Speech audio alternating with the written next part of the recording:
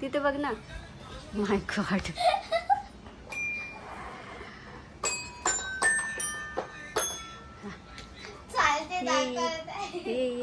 ये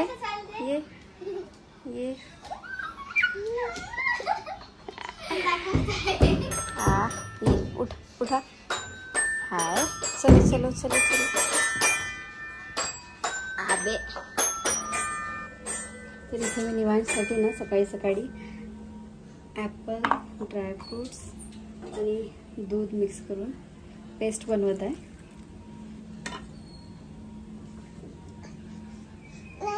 नाही नाही नाही नाही कसं नाही नाही नाही नाही.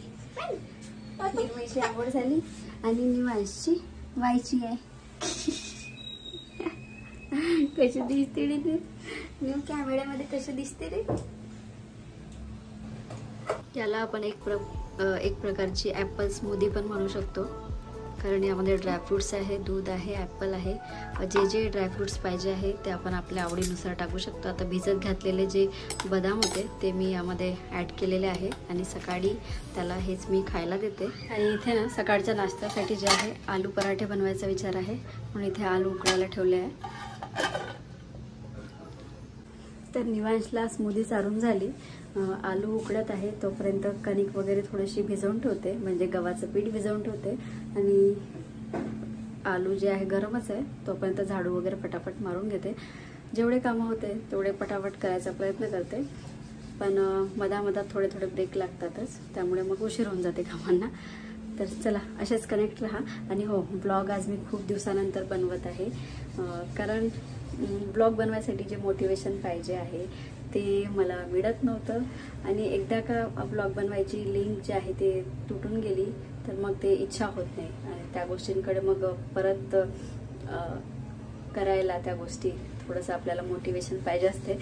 तर आता मी माझं जे मोटिवेशनल चॅनल आहे त्यामध्ये सुद्धा मी खूप दिवसापासून व्हिडिओ टाकत नव्हती, कारण झालंच असं की खूप मेहनत केली, खूप सारे व्हिडिओ बनवले, वॉच टाईम कंप्लीट झाला, सबस्क्रायबर कंप्लीट झाले, पण काय छोट्या छोट्या मिस्टेक असतात ज्या आपल्याला माहिती नसते.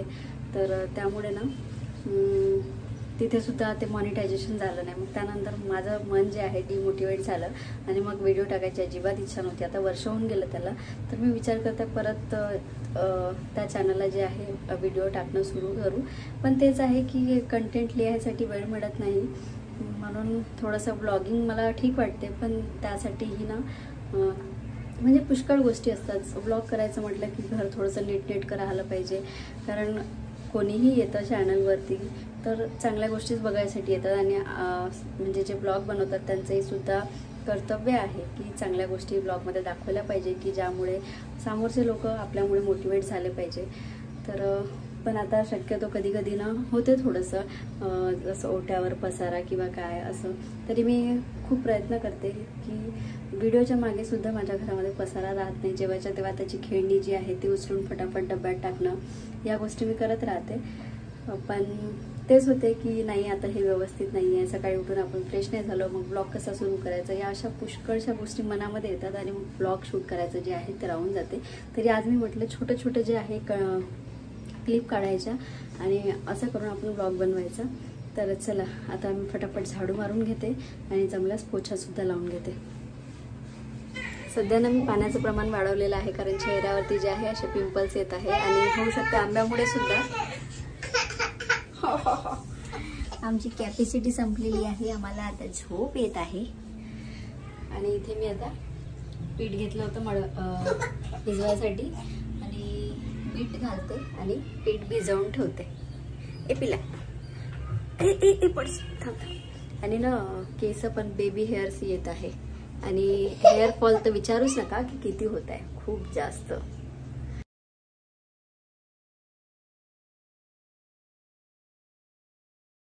खाली जाऊन थोडासा कढीपत्ता जो आहे तो घेऊन आलेली आहे.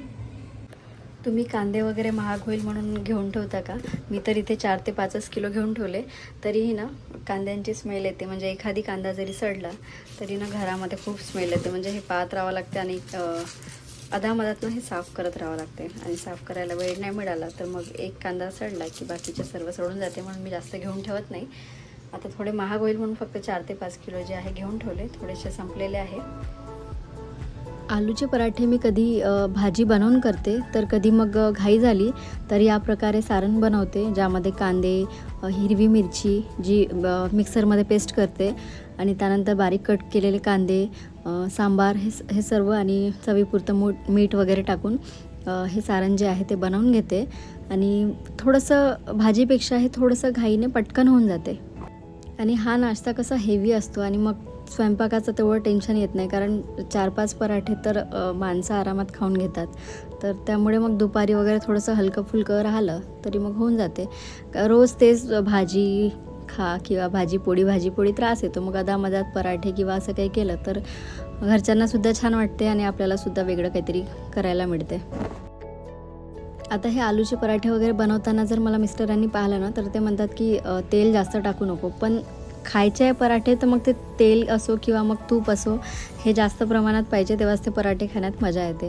नाहीतर मग ते बनवणाऱ्यालाही वाटते की हा अर्धवट काहीतरी राहिलं आहे. आता बघा, तुम्ही बघू शकता की तेल जे मी सोडलं आहे त्यामुळे ते पराठ्याला तो कलर येतो आणि सॉफ्टनेस असतो. असं छान पातळसा असा मस्त पराठा गरमागरम माझा तयार झालेला आहे.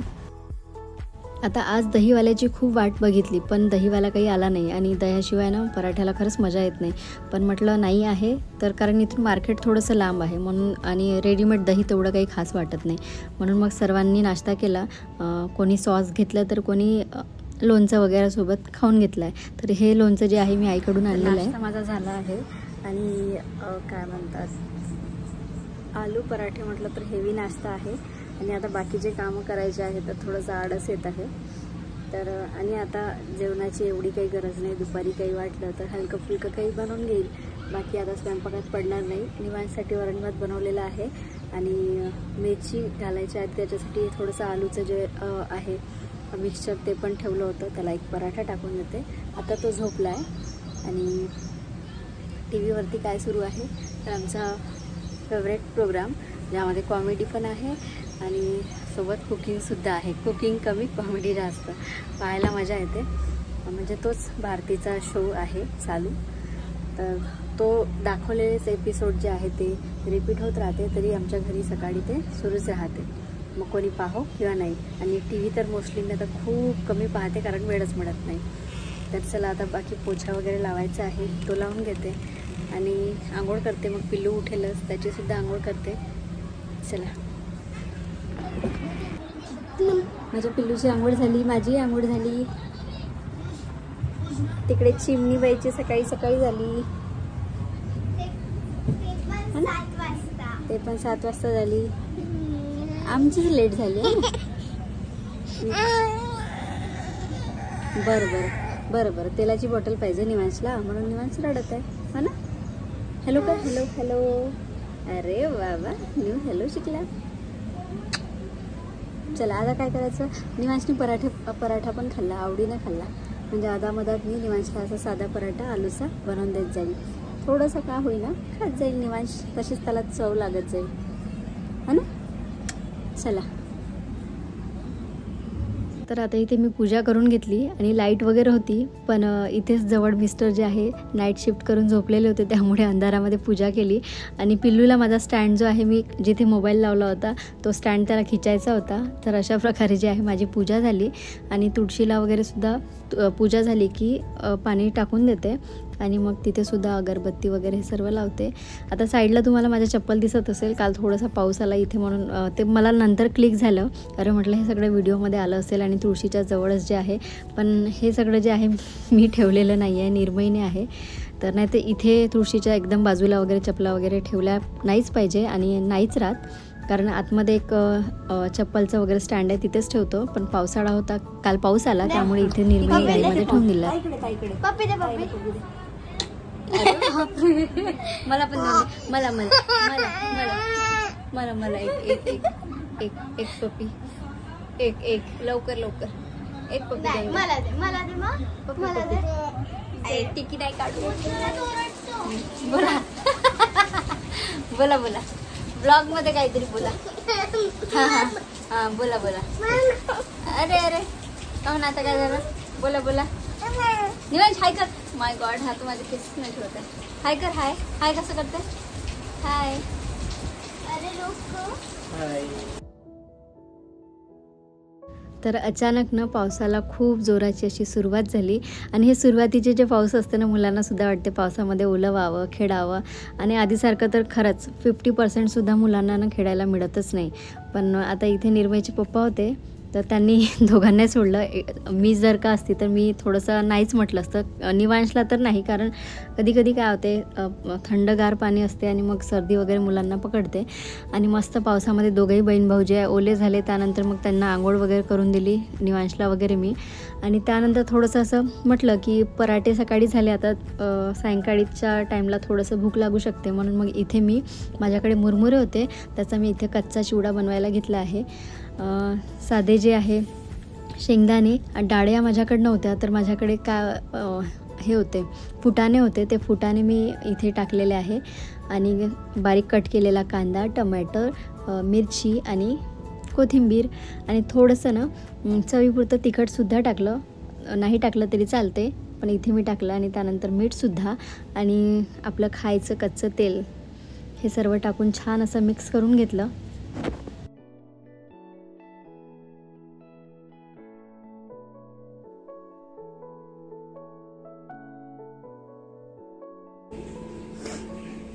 कांदे कट केले, असं वाटत आहे रडली मी. तर हा जो मुरमुऱ्याचा चिवडा जो आहे, म्हणजे जास्त वेळ राहत नाही. आता फटाफट बनवलं की खावं लागेल, नाही तर ना पटकन नरम येऊन जातं, म्हणजे बनवून आपण ठेवू शकत नाही. चला तर आता इथे मुरमुऱ्याचा चिवडा जो आहे तो आम्ही फटाफट संपवतो, नाहीतर काय होईल मेहनतीने बनवायचं आणि मग नरम पडून जायचं. सर्वांनाच माहिती आहे मुरमुरे जे आहे फटाफट नरम पडून जाते. आणि आता तुम्हाला सांगते की जेव्हा तो चिवडा खाल्ला ना, थोडंसं मिठाचं प्रमाण जे आहे थोडंसं जास्त झालेलं होतं. तरी पण इथे मिस्टर खोटी जे आहे व्हिडिओसाठी तारीफ करतात. त्यानंतर मस्त असा चायसुद्धा घेतला.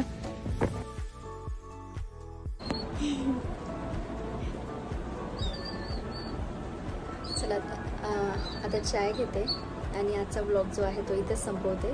भेटूया पुढच्या ब्लॉगमध्ये. आणि चॅनलमध्ये जर नवीन असाल तर व्हिडिओला लाईक आणि चॅनलला सबस्क्राईब करायला अजिबात विसरू नका. आणि सबस्क्राईब केल्यानंतर ना तुम्ही कुठून आहात हे नक्की सांगा, म्हणजे मला माहिती पडते की माझी फॅमिली कुठून कुठून वाढत आहे.